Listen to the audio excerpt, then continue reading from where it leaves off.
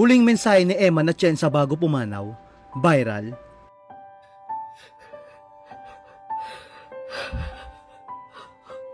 Ito pala ang madamdaming mensahe ng pamamaalam ni Eman para sa lahat, lalo na sa mga nagmamahal sa kanya. Isang malungkot na balita ang gumulat sa social media matapos pumanaw ang 19 anyos sa content creator na si Emmanuel Eman Hang Atienza. Sa murang edad, nakilala si Eman bilang isang matapang at totoo sa sarili.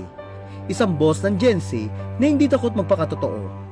Nagsimula si Eman mag-post sa social media noong 2020 sa TikTok at Instagram.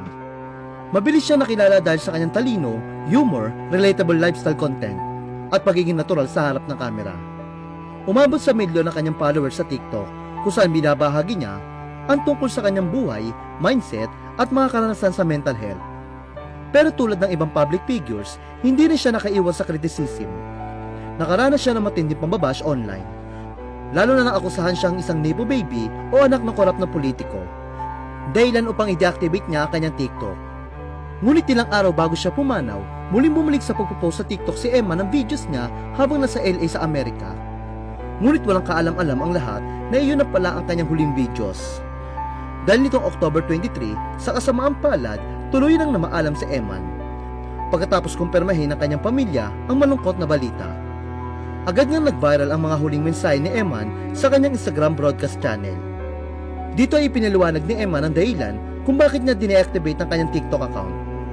Ayon sa kanya, nagsimula siya mag-post sa TikTok noong nakaraang taon hindi para kumita ng pera, kundi bilang isang uri ng diary at exposure therapy upang mapaglabanan ang kanyang mga insecurities. Ibinahagi rin niya na ang pagpo-post niya ay naging isang makabuluhang journey para sa kanya, kung saan mas lalo niya na-express at naipakita kung sino siya.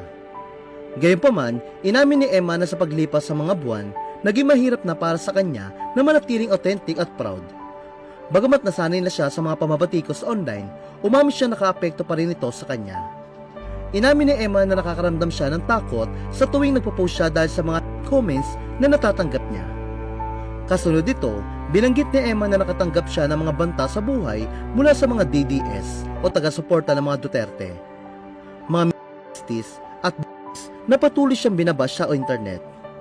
Ani Eman, it's becoming increasingly hard to be authentic and proud over the past few months. Don't get me wrong, I can handle hate.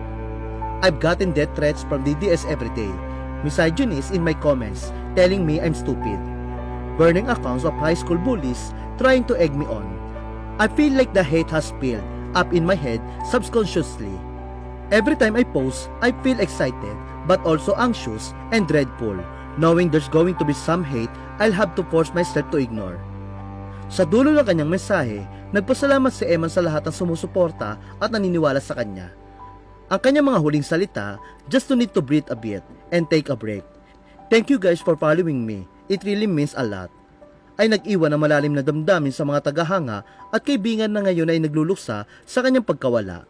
Rest in peace, Eman.